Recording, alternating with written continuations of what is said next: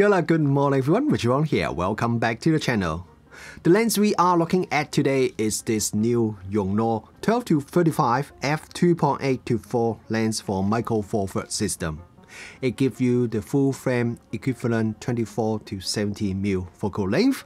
It's fast but not constant maximum aperture, so it is f2.8 at the wide end and f4 at the telephoto end.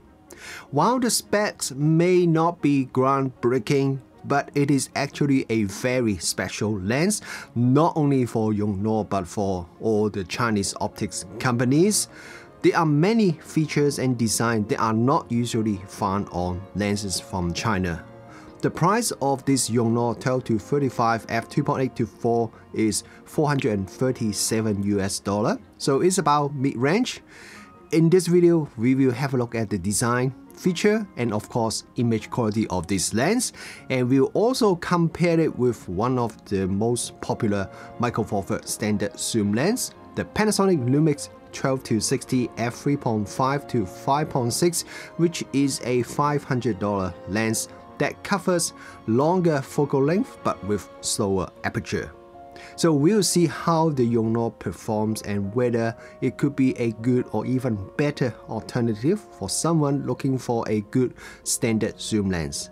A quick disclaimer before we start: the lens sample was sent to me by Yongnuo, but as usual, this review is completely independent and I'll share with you everything that I like and don't like about this lens. This Yongnuo 12-35 f2.8-4 is an autofocus lens with full electronic supports. There's electronic contacts on the metal lens mount that transmit the lens information to the camera. So if you look at the photo on your computer, you can see all the metadata including the lens information, the aperture you choose, focal length you choose, etc. And your photo editing software can also apply the lens profile correction automatically for you. This 12-35mm lens is mostly made of plastic, but it doesn't have that very cheap toy feeling that some other plastic lens may have. It actually feels pretty nice despite the plastic construction. The Lumix 12-60mm lens that we are going to compare with is slightly more expensive but also has a pretty plasticky construction. In terms of size, it is not a big lens at all, but the Lumix 12-60 f3.5-5.6 is a bit smaller, at least with the Lumix in the smallest form. I said that because the Lumix lens would extend when you zoom in, so the lens becomes quite a bit longer when you are shooting at its telephoto end. The Yongnuo is an internal focus and internal zoom lens, so the length of the lens doesn't change at all no matter what you do. I really wasn't expecting that, as most zoom lenses in the market are not internal zoom. The advantage of an internal zoom lens, apart from the lens wouldn't poke out when you are zooming in or out, is that there is less chance that dust and moisture would get inside the lens.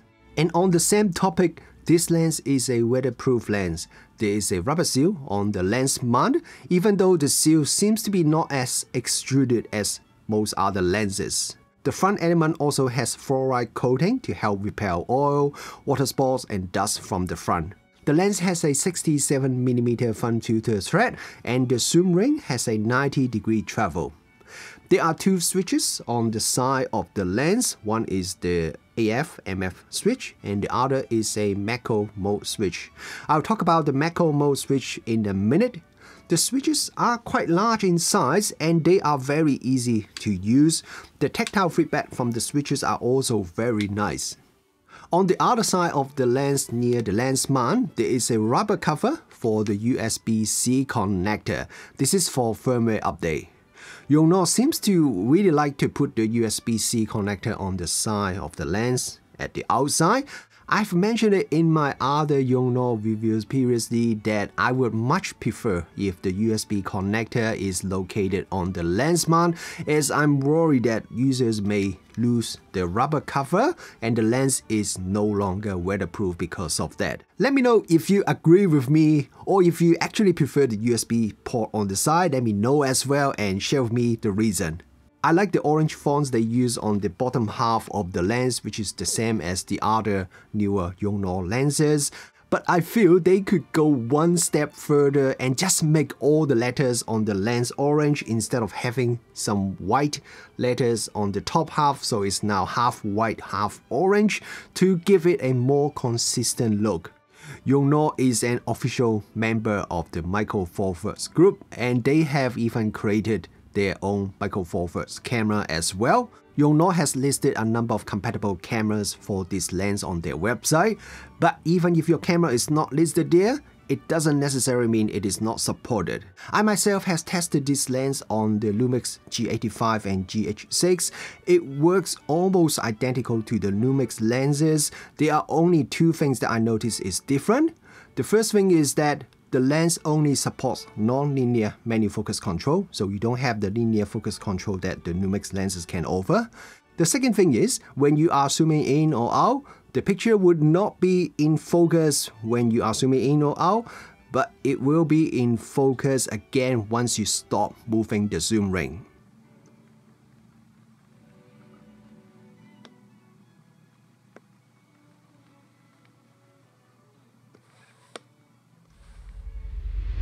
One big selling point of this lens is f2.8 to 4 maximum aperture, which is really fast for a standard zoom lens at this price point.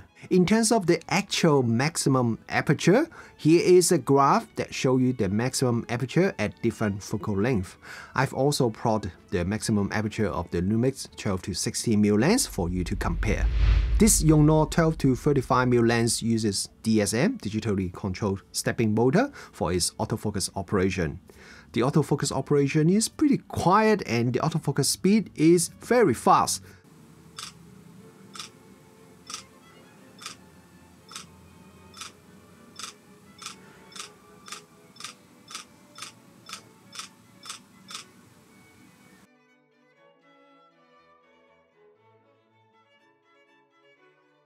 When taking photos, the autofocus speed is pretty much identical to the Lumix 12 to 60, but because of its fast maximum aperture, when shooting under low light, Yongnuo's autofocus actually works better than the Lumix 12 to 60mm lens.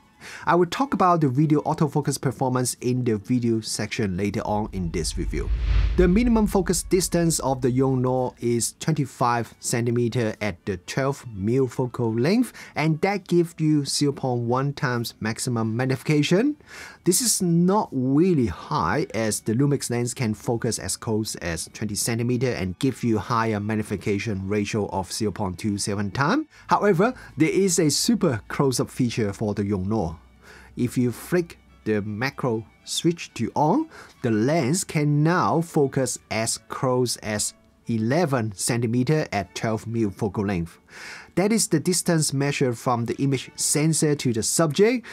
Because the lens itself is already almost 10 cm, that means the front of the lens can virtually touch your subject when shooting at the minimum focus distance in macro mode, and that gives you excellent maximum magnification of up to 0.5 times. While the image is a bit soft if you shoot at f2.8, I think it is still usable. Stopping down the lens even just to f4 would definitely help improve the sharpness.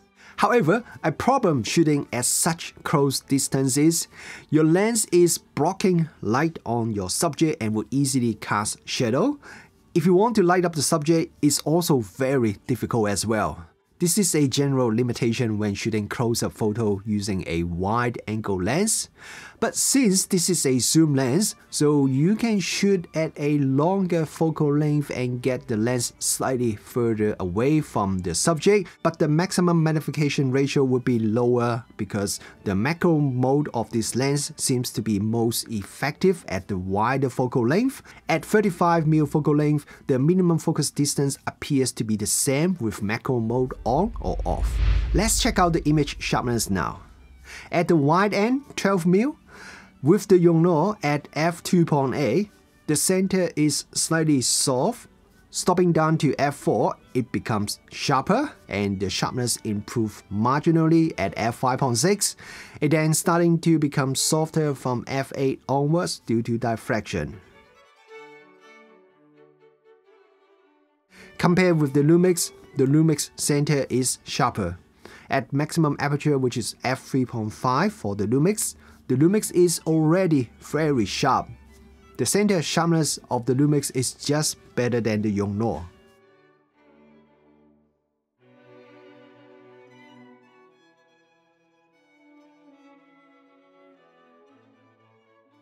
And now let's have a look at the corner. The Yongnuo is also slightly soft at f2.8, but since it's the corner and it's a zoom lens, I think the corner sharpness is actually not too bad. Compare the corner sharpness with the Lumix, this time I think the Yongnuo is marginally sharper than the Lumix, at least at wide open. When you stop down the lens, both lenses' corner sharpness will improve slightly and there isn't too big a difference between these two lenses. At 12mm focal length, focus at the center or the corner of the photo doesn't really seem to make any difference to the corner sharpness, and this is the same for both lenses.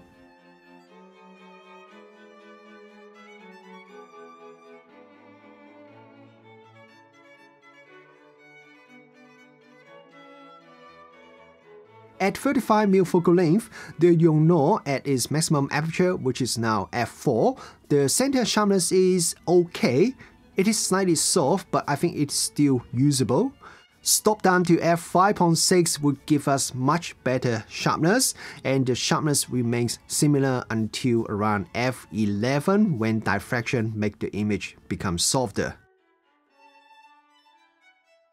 Compared with the Lumix center sharpness is again quite a bit better.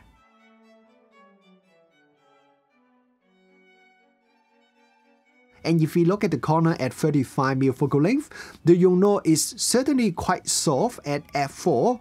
Stopping down would gradually and slowly improve the corner sharpness, but you need to stop down to f11 to get the maximum sharpness, but at that aperture, diffraction will start to make the image softer already.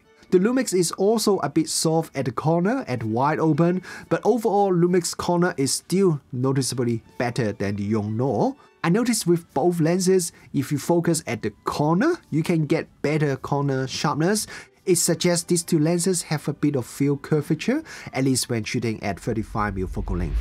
Because of the wide to standard focal length and the maximum aperture is not like crazily fast, so you couldn't really dissolve the background unless you are taking close-up or macro photos. And when you do that, the bokeh sometimes looks a little bit busy, but overall I think it still looks pretty pleasant. And now we have a look at the vignetting performance and start with the 12mm focal length wide end with the lens profile correction enabled. At f2.8, the Yongnuo has some quite noticeable vignetting at the very corner of the photo, but otherwise vignetting looks okay. Lumix at its maximum aperture, which is f3.5, has better controlled light fall off. With the Yongnuo, you need to stop down to f8 to get rid of most of the vignetting.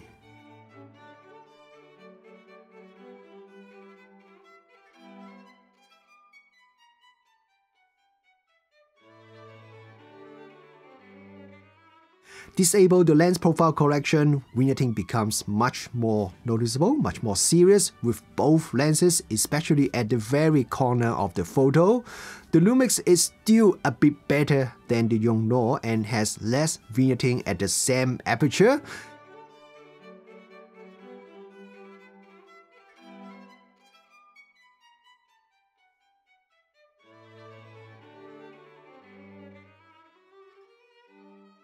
And now let's have a look at the 35mm focal length test results. With the lens profile correction enabled, both lenses have very minimal amount of vignetting. Yongnuo has slightly less vignetting than the Lumix, but the difference is very tiny. It shouldn't be noticeable when shooting real-world photos. And probably because the vignetting is just very minimal at 35mm focal length, so disabling the profile correction doesn't make any difference to the amount of vignetting we can see in the photo.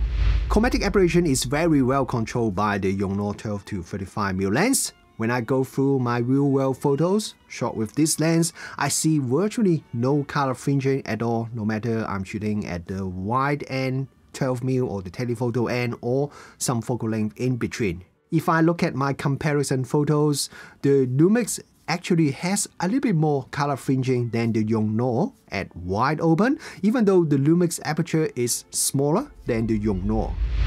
And let's have a look at distortion. At 12mm, with the lens profile correction enabled, there isn't much distortion noticeable with the Yongnuo, while the Lumix has a small amount of barrel distortion. With the profile correction disabled, distortion is a lot more noticeable. You can see quite a bit of barrel distortion from both lenses, but the Lumix is definitely a lot worse than the Yongnuo. At 35mm focal length, with the profile correction enabled, both lenses have very minimal amount of distortion. With the profile correction disabled, you can see the pin cushion distortion from both lenses, but this time it's the Yongnuo that has more noticeable distortion than the Lumix. And now we look at SUNSTARS from the Yongnuo. You need to stop down the lens to around f11, then you can start to get some sharp SUNSTARS from the Yongnuo. Stop down further and the 14-point SUNSTARS will become sharper. And it's really not bad when you stop down the lens to its minimum aperture f22. Compared with the Lumix lens, the Lumix, even when stopped down to f11, there still isn't much SUNSTARS at all. You really have to stop down the lens to its minimum aperture f22 to get some sharp SUNSTARS, but the SUNSTAR is still very messy even at f22. If you want some nice crisp SUNSTARS, the Yongnuo is actually not a bad choice. Now let's have a look at the lens flare performance. Yongnuo seems to perform very well when it comes to lens flare. Look at this test footage. There's only very small amount of ghosting, but otherwise the overall lens flare performance is very good.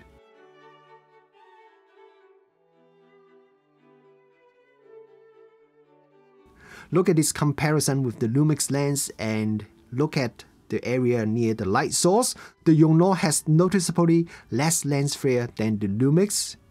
Usually one major weakness from the Chinese optics company is the lens flare performance, as the lens coating is really not easy to get it right. So it's definitely a big surprise to see such good lens flare performance from the Yongnuo.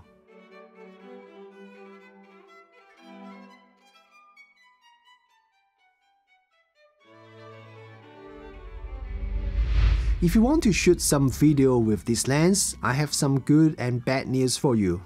The good news is, autofocus is very quiet, so you wouldn't hear any autofocus noise at all when shooting video with this lens.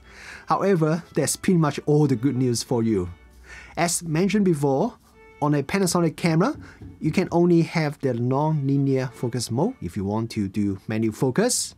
And while the continuous autofocus works and follows me reasonably quickly with the default AF setting on the GH6, I can see the autofocus is constantly pausing when it tries to follow my movement. Now, pausing happens even with Lumix lenses, but it is just a lot less noticeable compared to the Yongnuo.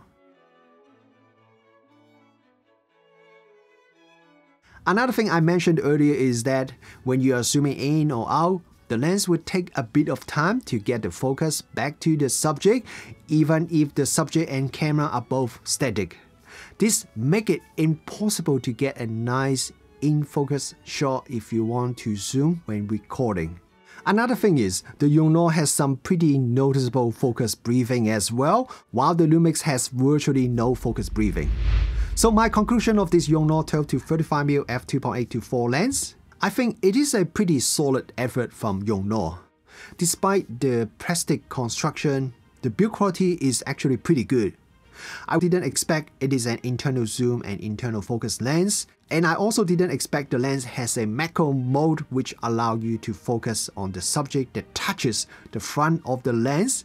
Image quality wise, the sharpness could definitely be better, as we can see there is a bit of gap between this lens and the Lumix 12-60, but as their first autofocus zoom lens, I think the sharpness is still acceptable. But the thing is, apart from sharpness, All the other areas are pretty much just as good as the Lumix 12-60. Some areas is even better, so it's very impressive. Autofocus performance is decent, for photo mode at least, and being a weatherproof lens with internal zoom and internal focus means it's a good choice for those of you who want to take the camera and shoot everywhere. So I suggest you to choose this lens over the other standard zoom lens from Panasonic or OM system.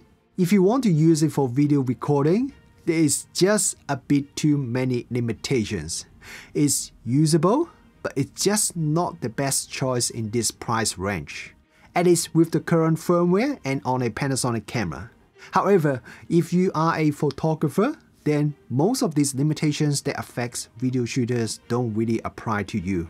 It is the cheapest autofocus f2.8-4 variable maximum aperture standard zoom lens in the market. While 12-35 f2.8-4 lens may not sound super special, this lens is actually a huge milestone for the company. Most of the lenses from Chinese optics company are completely mechanical, manual focus lenses with no electronic contacts for obvious reasons. Recently, we start to see a few autofocus lenses from China, but they are almost all prime lenses. It's because designing a prime lens is a lot easier than a zoom lens. You only have to focus on one focal length. It is a lot easier if you just need to optimize one particular focal length. Zoom lens has so many more things to consider and balance. Add in autofocus and other electronic features, and there are a lot of things that could go wrong. While there are certainly things that Yongnuo can improve with this lens, but overall, as the company's first autofocus zoom lens, I think the result is good, and hopefully this will give confidence for the company to work on other exciting products in the future.